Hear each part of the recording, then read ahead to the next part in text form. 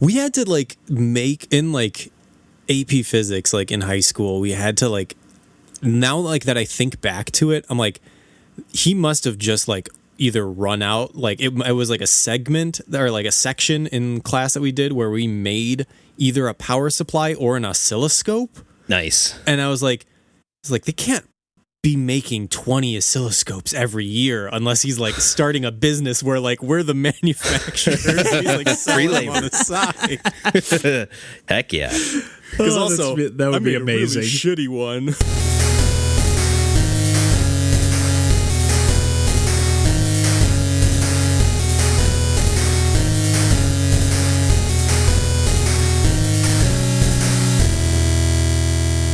Hey everybody, welcome to Pursuing Pixels. This is episode number 59, and my name's Kevin Portelli, and I'm here tonight with Randall Nolery. Hey everybody. And John Hines. Hi there. And I know that we always talk about video games, but I'm kind of bummed we didn't bring this up last week because the last time John was on previously, before there was a little gap in his appearances, and he talked a little bit about synthesizers. And have you picked this up yet, John? I know you were texting us a little bit or in the Discord. I have not picked letting us know about this new little synthesizer accessory. So with a like Eurorack module, like you buy these little parts and you can build it and customize it to like make it exactly your own. And there is this one module that I found like just from randomly searching, like because it's a bit of the Wild West out there. There's a ton of like indie, like it's kind of similar to like, you know, looking at like a batch of indie games. Like right. It's like a homebrew. It has like a homebrew feel to me. There's so many. Yeah. But I did find one that I think looks incredible and is also kind of goofy and dumb, but I love it, which is the intersection of everything I love. But it's a way to control your synthesizer. Like normally, like if you hook it up to a like keyboard, then you press buttons or like move knobs and like control a synthesizer that way.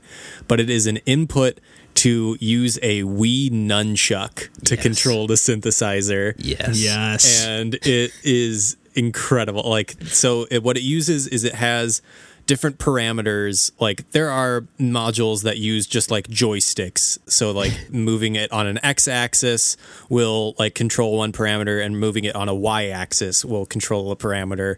But the Wii Nunchuck has a gyroscope, so the motion controls X-axis and Y-axis also control. Whoa. So that right there, that's nuts. Between the joystick and the gyroscope, it can control 4 discrete things, and then it also has an option where like it will hold. So if you like whip it to like the left or the right with a gyroscope, it will like hold on that whatever that value is. So that's 2 more right there, and then there's a C button and a Z button on that puppy. So it is an surprisingly robust like controller like for a synthesizer. Like as soon as I found that, I was like, oh man, what could I patch that to? What could I control like so that I could actually like be like controlling that in a live setting? Because otherwise you're just like moving in and like underneath wires and knobs and trying that. So like that's why people like would hook up a keyboard, because you can then play it like an instrument. Right. And this just adds a whole new goofy way to play a synthesizer. So does it connect to like the expression pedal port essentially? Is that like what you're kind of controlling essentially? So like the other thing is that like this is only available as like a DIY kit. Like you have to make this, but someone did make it and like get the like integrated circuit chips that like could parse whatever those controls from that. Like it has a literal jack that you just plug in a Wii Nunchuck in, like that weird little like kind of U-shaped USB that had those like little super prongs. Chunky USB. Yeah. It's just one of those ports that like they bought, I guess, on bulk and were like, hey, like you can just build this and hook it up. It's amazing. Yeah. Nice. So you have not ordered it yet, though, right? It's just something you've been kind of poking around with. Oh, I definitely will, but I also need to like get my soldering chops back up to speed because I've not done it in years. Nice. Well, I know the past couple of weeks we've talked a little bit about some games that were included in the Itch.io bundle for racial justice and equality. Particularly, I've talked about a bunch of them. And one of the games that was included in that, and actually one of the games that we talked about on the podcast a long time ago, John and I talked about Lazy Galaxy Rebel Story. Is that the name? Yeah. I always mix up all those adjectives and nouns.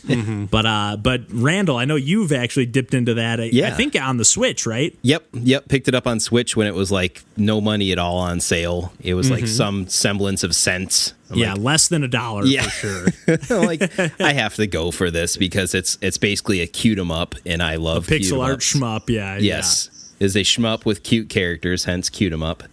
And you guys were super high on it, so like, oh shoot, for some sense, I have to pick this thing up. It'll just be like the points that are already on my account will pay for this in its entirety. Like, why wouldn't I pick this up and have on my Switch? So I booted it up, and I like the presentation a lot, but I can't say I'm super duper into the gameplay loop personally. What mode are you playing? A lot of hits. And John and I will chime in. Go ahead. Enemies take a lot of hits. Bosses take a lot. Bosses take a long time. I'll agree with that. The soundtrack in particular, I'm not very cool on. Hey now. It's like really like hair metal. Like it doesn't feel congruent with what I'm playing. To me, it's got more of like that Steriden vibe, which we've also talked about briefly on the podcast. Like, hair metal. Steriden is way aggressive in its soundtrack, though. Like, what's that? I think Steriden's more aggressive in its soundtrack. Steriden for sure is definitely like more like double bass constantly and that kind of thing. But like, I sort of see what you're saying. I sort of see what you're saying, Randall, where it's like, there's a little bit of a juxtaposition between those two qualities. Yes, where it's just like it feels like the elements are there, but they're not really coming together into a cohesive thing for me when I'm playing it. And then I only made it to the second level, and I tried the boss a few times, and I wasn't like super duper into it in the first place, so I didn't really beat the boss. So that's on me too. But I was like, I think I'm okay with this now. What mode are you playing it on?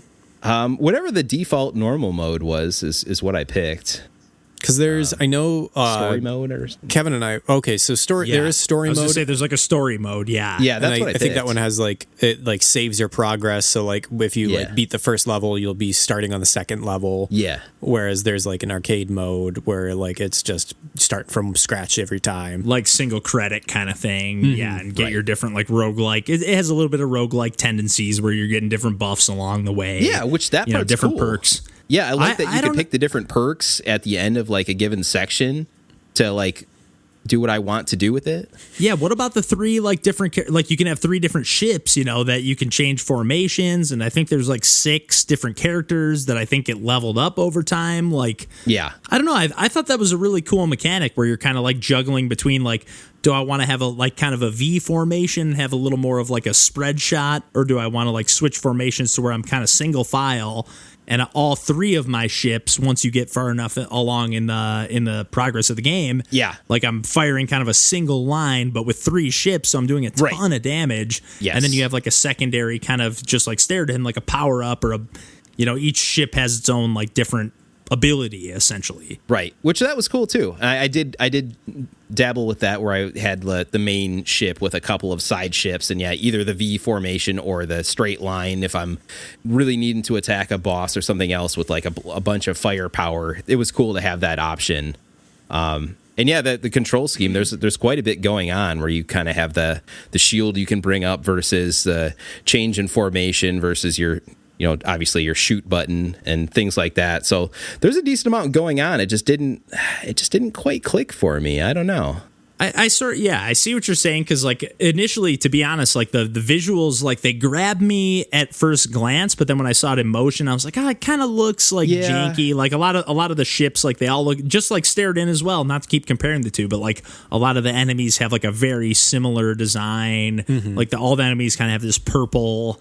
I don't know. They just have like a similar quality. So like as you progress through the game, again, I haven't beaten it or anything, but like, or none of us have, I don't think. Yeah.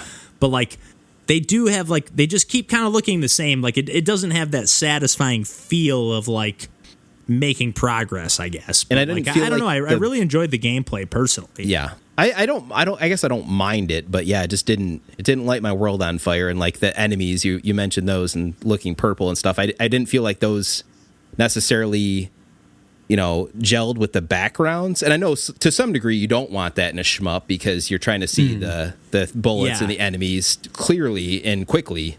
But I don't know. It just like a lot of those elements didn't feel fully polished. I feel like it has a weird perspective. Like it looks really flat. Like the Yes. It's sort of, I know what you're saying. I definitely hear you 100%. But I found this game to be really fun. It had a lot of charm, like the little like dialogue boxes that pop up and give you like a little break when you rescue a character. And then you have like a new character that you can use. It's like in story mode in particular. I don't know if that's in every mode, but like, I don't know. I found that to be like really charming and really like enough to kind of suck me into, like, I actually did play a little more of this, seeing that it came out in the itch.io bundle, and I was like, it's DRM free, like, I have it on my Switch, but who knows when the eShop's going to so in 10, 20 years from now I have a version of this game that I can play no matter what, So really cool. And the developer, by the way, is Cold Wild Games. I know Randall is not quite as hot as John and I, but like, shmups there's so many of these, and there's so many little like slight differentiators between the different games. Sometimes they just kind of click with you and sometimes they don't. So totally. Yeah. But it's definitely very charming, I think. I agree. Yeah, and I had a couple weeks ago, I actually talked about a game called The Floor is Jelly on the podcast. And I'm not going to really talk about it anymore, other than I just wanted to mention the developer's name, Ian Snyder. And I actually played a little bit more, part of that 15 Minutes a Game series that I'm doing. And like, it is...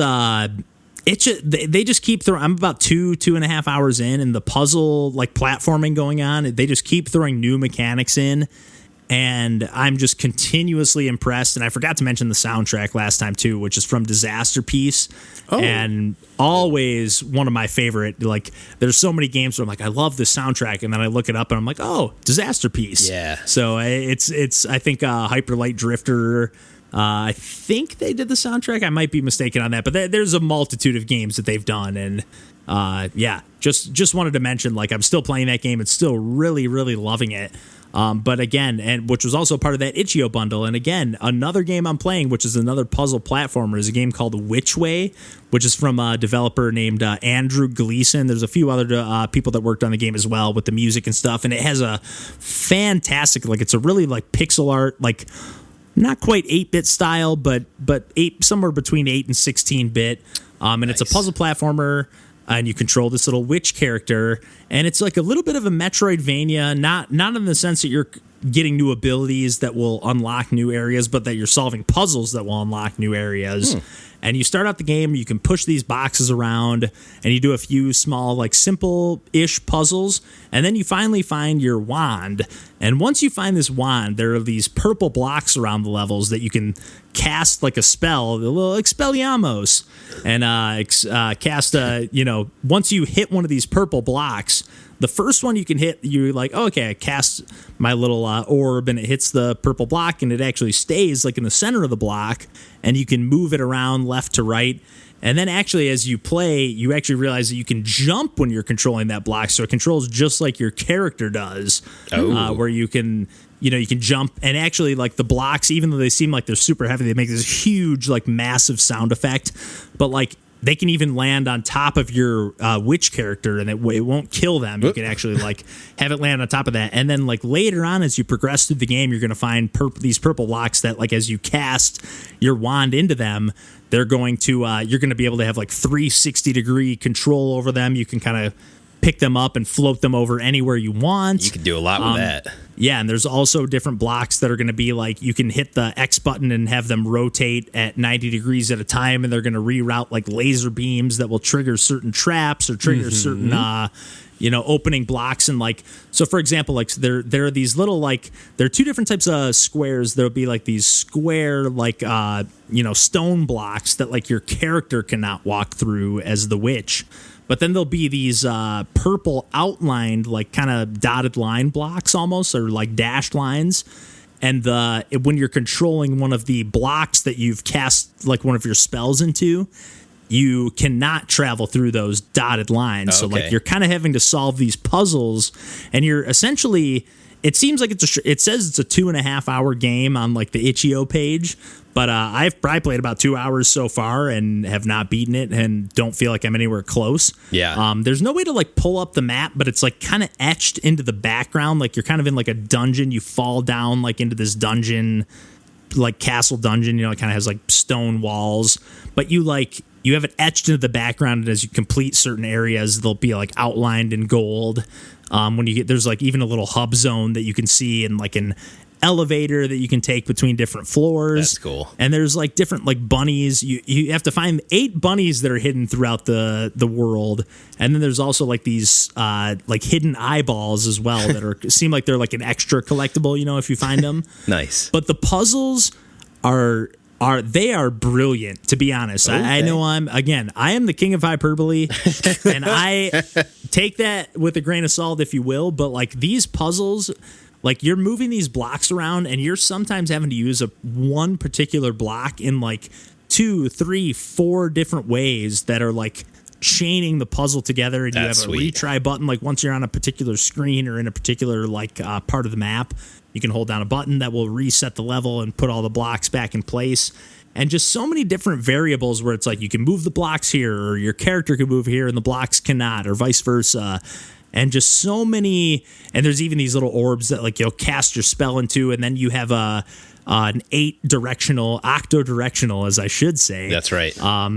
You know, aim and then shoot those into those purple blocks that you will then gain control of. Sheesh. Like, this is just an unbelievably clever puzzle platformer. Like one of the craftiest games I've played in a long time. Have you gotten stuck on a brain buster yet in that game? I have a little bit. I played a little bit before we recorded tonight. I played another hour or so, and I actually found 2 more bunnies. I don't know that I made a ton of like progress in the actual game, but I've found 4 of the 8 rabbits. Secrets are about progress, 2 hours. Kevin. I was going to say collectibles are the that's the point of every game. Absolutely. Well, in this game, I think it is kind of the progress. I don't know 100% for sure, but like this game is just like the epitome of polish. Again, it's just like the piano soundtrack, everything that goes with this game is just, oh man, it's amazing. I absolutely love it. WitchWay, and actually it was on my radar. It was one of the few games that were part of this bundle that were actually on my radar beforehand. It was featured on Get Indie Gaming, which is a YouTube channel that I kind of keep an eye on once in a while. They're a little bit lazy, to be honest. They always just post trailer clips. It just seems kind of lazy to just like take clips from trailers and not like post anything that's actually like gameplay. But whatever. But they put this game on my radar, but it's been out for a few years, and definitely recommend it, and definitely recommend some of the other games from Andrew Gleason look really cool. Nice. So definitely recommend checking those out. And before we move on to kind of the meatier game that we're going to talk about today, there was one more game that was part of that itch.io bundle that I was playing called Blitz Breaker. And first and foremost, because we always save this for last, have either of you ever heard of a composer or musical artist named Fat Bard? No. I don't think so, no.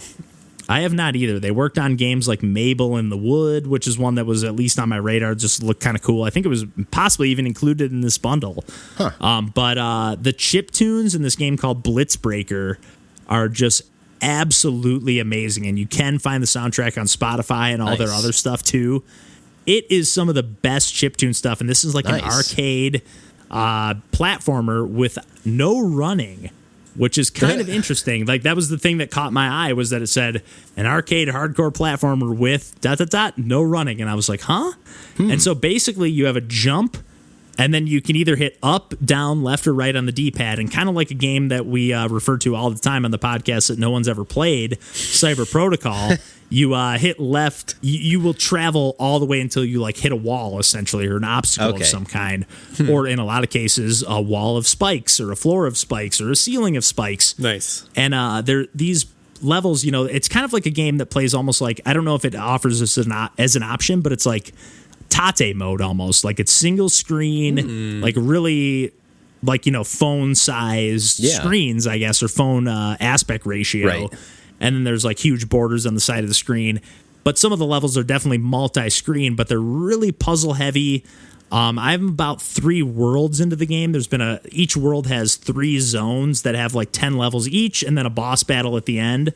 The third zone being just the boss battle. So like 20 levels plus a boss battle. And I've gotten maybe through like a third of the way through the third zone. Nice. And just really unbelievably clever level design. Like, for example, like in the second world, they introduce water. And not only does it slow your character down when you're traveling through the water, but also when you when you bank off of a wall, you kind of like bounce off of it a little bit. So you kind of have to use that to like bounce off the wall and like just enough to clear the distance of the spikes that are on that wall. Right.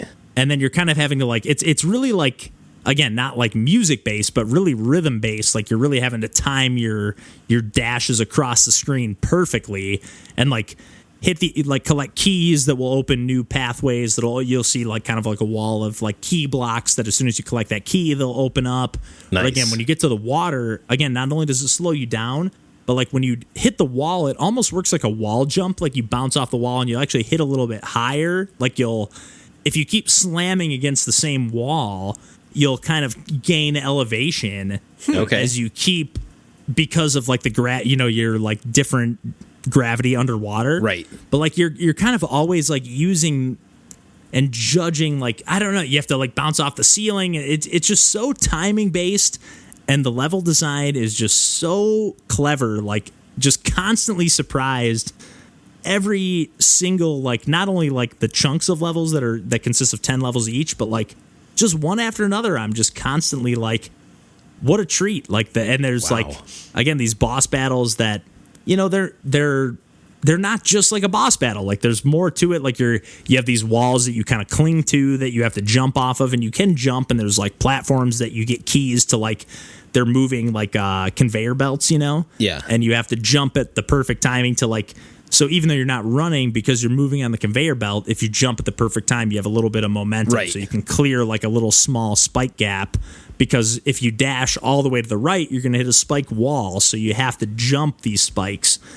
And that sounds awesome. I don't know. It's unbelievably clever. Like one level after another, I'm just constantly surprised. And again, for another game that I just never heard of. Right. And even whether you donated to this bundle or not, this game costs $1. Nice. $1. Nice. And I think there's like hundreds of levels, and I'm playing through a story mode that like, it has these like every world of 10 levels or 9 levels maybe has 3 like warp zone collectibles, almost like Super Meat Boy style, where you like go to a separate world and get extra like character skins and stuff like that. Nice. But then there's also like an arcade mode that I think you have to get through the whole game, and instead of those warp zone tiles being there, they're actually 1-ups, and you start with 3 lives. Ooh. And each level has coin collectibles, and there's like a time to get a star ranking. You have to get over a certain time, and the time starts at a certain time, like 400 or whatever. Like every level's different, but it'll start at 400 per se on a certain level, and it'll start ticking down, and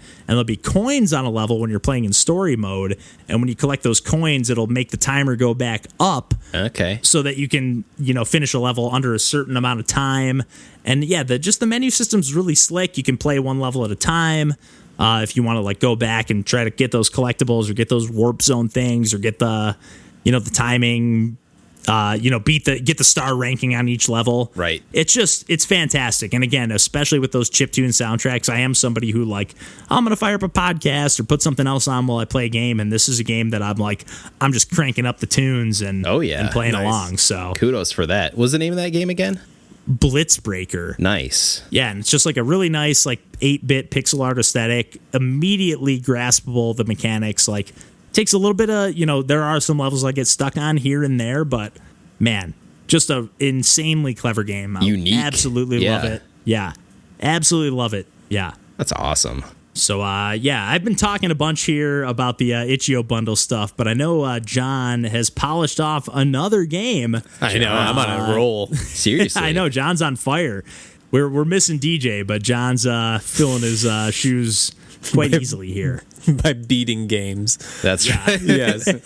I put some time in and beat a game that's been on my radar for a while, Firewatch. And we will get into some spoilers later on, and we'll give you heavy warning before then. Ample warning, yeah. Don't worry about that. But like, just to start off, it's a kind of I wouldn't call it a walking sim because it does have mechanics. Like it's a puzzle, like first person perspective game where you are you're not a firefighter, you're a fire watcher, and I believe it's in the 70s, if that memory serves. I've just played this game and I don't remember. Yeah, that sounds about right, but I've only played like the intro sequence. I think it's basically. like 80s, but that's not far off from Yeah, not contemporary. Yeah, late 70s, early 80s. Where there isn't any cell phones and you're in the wilderness in the forest preserve in Oregon, I believe, or Colorado. Oof, it's definitely like Pacific Northwest vibes for sure. I think it was Wyoming. Okay, it might be in Wyoming, and you might be from Colorado. Man, that sounds right. It's in the United States. Details on this game. No, that sounds right. It takes right. place in the U.S. Yeah. But it's a place that has lots of wildfires during the summer, and it's your job to make sure that none of them get out of control, or if there are any new ones that you report them. And this whole framework is set up around a narrative story. Like, yes, that's the setting of it, and that's what the mechanics per se are of it. But for the most part, you are talking with another person over a walkie-talkie, and the majority of the content of the game is you selecting a dialogue tree and advancing the story along. And I really enjoyed this game. I had been really itching to play another 3D world game. Risk of Rain had been that for me, where it was just a game where I wanted to inhabit and explore and feel tangible in a way that, a lot of the 2D games or like RPGs, I don't necessarily feel. So having something that, I'm interacting with a lot of things, like there's not really platforming per se, but, you are like making your way and you're climbing up like rocky surfaces by, like in a way that is more realistic than a lot of 3D games. It has more like tangibility too than like most walking sims, again, not to like deduce the game into that category, but like I feel like a lot of those don't have like these like jumping and like climbing up a ledge mechanics. This game has a lot more gameplay mechanics than your average just like walking through the storyline kind of thing. Yeah, and like it does have puzzles, but the puzzles for the most part are, you just going to a location and advancing the story. Like there's nothing that's like too like difficult or, like right at the very beginning of the game, like you are told that the lock combination on every single box is 1, 2, 3, 4. Yep. It's a good joke, and like they they make some crack about security being really high over there. But it's like, very secure. Yeah. it's a great way to set the pace on it, and yes. But I don't know if we do you have anything to add, Randall, before we delve deep into spoiler territory? It's a cool game, and granted, I didn't get a chance to complete this game. I'll say that on the front side, because I tried playing this on PlayStation 4, and there's this known save bug issue where I swear I had to have been at least 85% through this thing based on the way the story was going, and then it wouldn't let me load it up the next day or from there on in. Like, tried to bring the save back down from the cloud and everything, delete it, reinstall it. Nope. Unfortunately, but I had a great time with it, and I'd agree with everything you've said so far. It's a story meant to be taken in that's interactive, in the best possible way. Yeah, I would just say, like, I just played the very opening. I also have this on my PS4, but didn't get anywhere near where, like, I caught a bug or hit any kind of save point or anything like that, but just kind of saw the opening sequence. And actually, this game is developed by Campo Santos. And they're a lot of the folks that were part of the Idle Thumbs podcast and actually went on to produce Half-Life Alyx.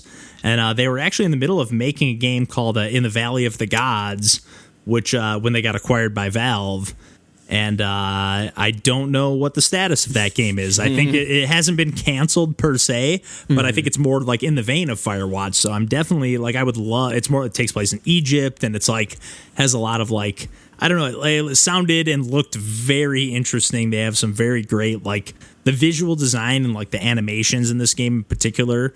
Again, I only scratched the surface of Firewatch I'm talking about, but like, you know, if I remember correctly, you have like kind of a tangible map, right? Like it's not like you don't look at like a map screen. It's like your character like holds a map in their hand. Yep. And you have to orient yourself with like compass. Like that is honestly one of my favorite parts of this game is like how you really have to learn like the terrain of a place. Like, yes, there are paths, but like frequently, like you are just trying to like figure out what the landmarks are near you and where you need to go. Yep. Yeah. Well, why don't we just say fair warning here?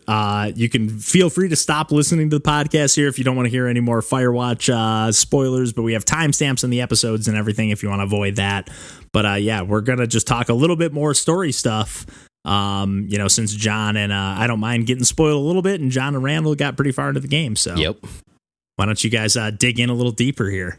Yeah. So when I started playing the game, I had somehow blissfully remained unaware of anything about it. Like, that's awesome. I had done a really good job of making sure that I didn't get anything spoiled for me, and I'm very grateful for that fact. Because basically within the first 5 minutes of the game, when it's just doing like the opening explanation, like I started crying. It's rough. Like especially so the set dressing is that you are like, it goes through your relationship with you are this character, you're this man who meets this woman, you marry, you fall in love, and she gets early onset dementia and like starts forgetting who you are, forgetting things, like the family that you wanted to start isn't possible anymore. And as a result, like she gets taken in by her family in Australia, and you run away. And you go to this like forest preserve and take this job because you can't handle it. And also, I do want to point out that the character is voiced by Rich Sommer, who is an actor I really like, but so far I have only ever seen him play the role of shitty husband. In He's good at it. He's so good. For what it's worth, too, on the Idle Thumbs podcast, I know they've definitely talked about, I think some of those choices you make in this opening sequence based on like even just these like dialogue trees will affect the outcome of the game. Yeah. So I don't know for sure, but it's very like tied in and interconnected, kind of like the Telltale stuff, but even deeper from the way they've described it. Again, I've only scratched the surface, but yeah. And actually that's kind of like the I don't know if I would call it necessarily an issue that I have with the game, but like it has a narrative throughout the entire game that you are making these choices, and there are different, like it does alter the story that is told, but it doesn't necessarily change the ending of the game. Sure. So in a way, it's kind of similar to narrative games like Night in the Woods, where there's this overarching story, and you're really just selecting like the like granular events that happen, not necessarily you're not really changing things, or the choices that you make aren't necessarily like giving you a different ending. It's just kind of, and it's still an engaging mechanic that way. I think even if it doesn't change the ending, I like that stuff a lot. Absolutely. And like I think the point that like kind of stuck with me is that like it does give you agency as a player to create a story that you want to experience. Totally. But only with it, like, again, because it's a video game and it's the constraints of the medium, like, you are only given the options that are programmed into the game. Right. And I think that that's what, like, kind of sticks with me as opposed to, like, say this were a movie, in that the options I was presented were not necessarily the options I would want to take. Sure. Like, I think that I may have not engaged fully with the game because at its core, like, if I were the main character and had the agency, I don't think I would have run away and taken this job. And the game gives you like opportunity. Do you think it's do you feel like it's effective though, in the sense that like you are inhabiting this character that is totally, makes decisions that you just, pardon me, wouldn't even consider making, See, but it still gives you certain options that are light, like that are kind of like opposite. Like they're almost what you want, but like, not quite. Right. Yeah. And so and those, I think the story that I ended up choosing, I think was kind of unfulfilling. And I think that like this were a movie, and like if I had gone the way that I feel the story is almost constructed to tell, like I think that a movie would have gone harder and would have made choices that I would have agreed with even less. And I think that I was going to say, yeah, even if you had no agency over the choices and just had to kind of be at the mercy of the decisions of the, filmmaker in the case of it being a movie or the game developer, Now I'm just curious to see what kind of choices that you made, generally speaking. I mean, I wasn't rude to like my supervisor, but like the game gives you chance after chance to like forge a relationship with her and to like get closer and the entire flirty time I'm almost like, and like I'm like, no, I'm married. Like every option, like you wake up in the morning, I put on the like wedding band, like that is like an option that I immediately choose. It's like like, and I if this were a movie, like I feel like it could have like pushed me in, or like at least the viewer in an area that I'm way more uncomfortable with, and that would be the value of that movie. Is to see a character make choices that you as like a person wouldn't make, and like the discomfort that you would feel is the value of that story. But to give you almost like, again, it's not an illusion of choice because you are making various decisions and you're getting a different story each time. But like the fact of the matter is, like, I don't think I had as good as an experience as if like I was given less agency or like was just presented with a narrative story. But like I still was glad that I was given the option, and I still think that like it was a good story. Like I don't think that I necessarily like got a bad ending or a bad story or a bad experience. Like I thoroughly enjoyed my experience with it, but like I can't help but wonder if like being able to like make those choices like gave me a like it could have been a more powerful experience had I had less ability to make those decisions. I could see that. Yeah. Yeah. That's the push and pull seems with like video games in general, right? That's a tough part of this medium versus something like TV shows or movies. Yep. I was just going to say, like, if you have some options, like you can't craft that experience perfectly. You have to kind of like try to craft multiple experiences perfectly, or as perfectly as possible. And like, you're probably going to leave some loose ends, if that's the case, if you're trying to come up with multiple endings when you're giving the player tons of agency in that regard, because again, it's been a really long time since I played this, but I actually feel like I started the game as like I was like divorced or whatever. Like I didn't feel like I was like in a relationship. It's been a long time, but I feel like some of the choices I made led to like I was like mourning. I'm talking out of my ass probably, but I feel like I was like mourning the death of my spouse, if I'm not mistaken. The game gives you that opportunity because you can basically compartmentalize her, saying like the version that I married doesn't exist anymore, and now she's gone away and I've gone away, and like you could do that if you wanted to. The game gives you that opportunity. Yeah, maybe that's just what I chose. not the opportunity. I don't think I think I was more of the goody two shoes type like John. You both are actually married, so I'm a single man. So maybe I was like, hey, let's see how dark this shit can go. Sure, so that's totally valid.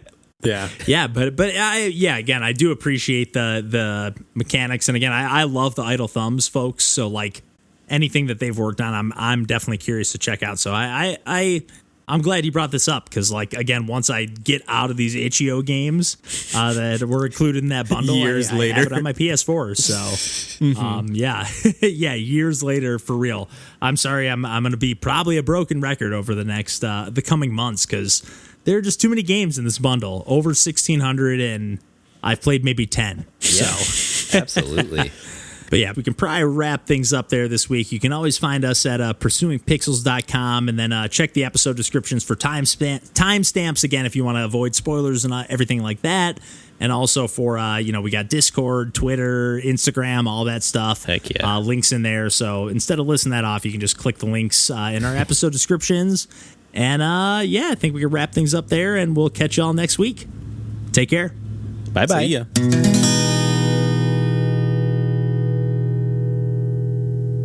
Randall? I said yeah. Oh, Would you rather have a silent thumbs up from me? I didn't hear anything. I think you got Randall cut and out I by said something. yes at the same time. Yeah. In like Skype, I think chooses like who it wants to listen to. So Likes John better than me.